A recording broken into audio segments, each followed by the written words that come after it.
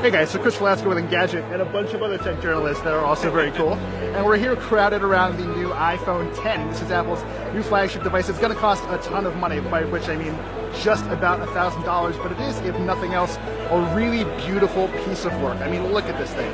It's got glass on the front and the back that allows for wireless charging. Apple's own wireless charging mat, however, will arrive next year for whatever reason.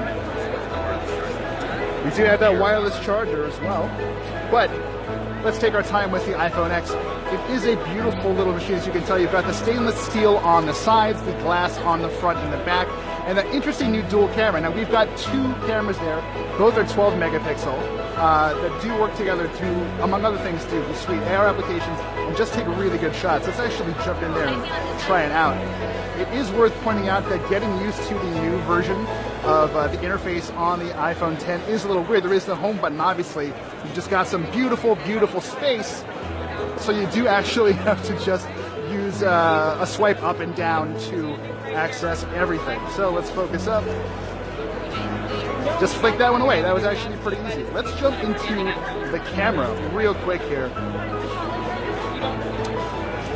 So we've got the camera up here. Let's focus up real quick.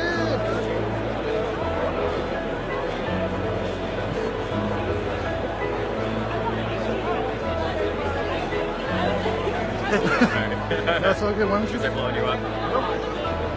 There we go. There's that focus. So, in addition to having the dual focus camera, we also have portrait lighting, which is very cool. So, I don't know if we can point this at someone right now. Maybe this guy? Yeah. Okay. Maybe that'll work. So he has been detected, and we do have options here for portrait lighting. So basically, this studies what you're looking at, isolates the face, and sort of uses algorithms to kind of figure out what else is accomplishable with the lighting. So I don't know if I can really get in tonight on someone right there. Focus with my nose.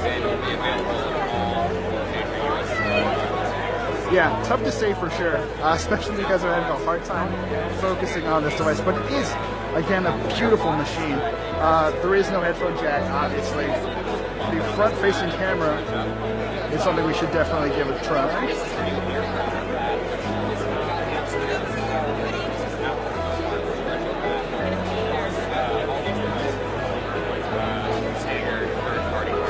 It's a really nice shooting machine. So I'm actually shooting this on a Galaxy Note 8, which generally I think has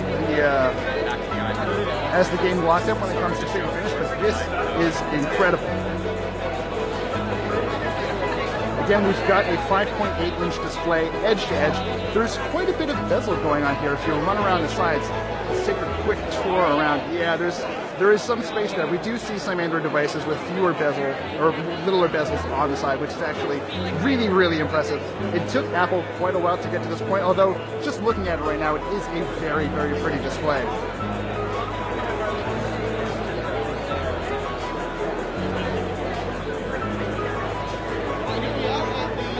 Dealing with this sort of camera hump up there is very interesting too. So that's where you're going to have your earpiece, your front-facing camera, and a slew of additional sensors that'll help Face ID work. I think there's a gentleman back here whose face is actually locked to his phone. Let's see if we can actually get this going here. Do you mind if you try? Sure.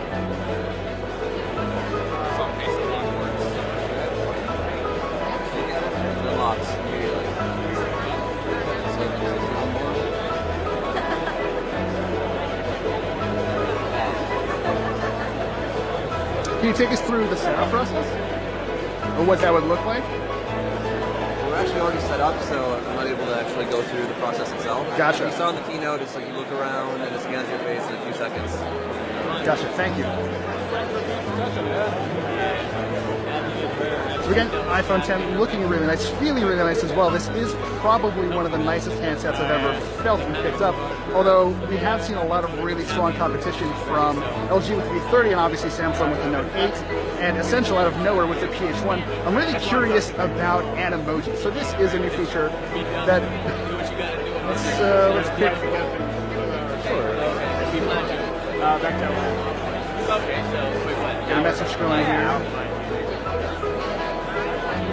How do we access Animoji? Animoji, you go to the apps, and then go to the apps. So this is me as an Animoji right now. I'm doing my hands-on as a pile of poop, which is perhaps fitting in some ways, but it does actually seem to work pretty well. Let's record this really quick. All right, everyone, that's all I got for you. Hey, so yeah, how's it going, guys?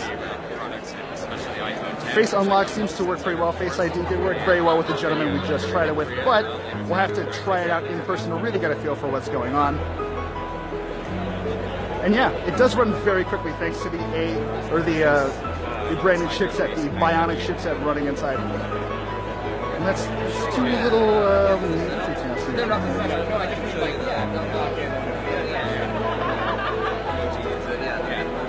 All told, it's a very impressive little device. We're going to play with this a little bit more and get you some more information and some better photos and video. But thank you for sticking around, and yeah, let's see if we can't find another one of these guys.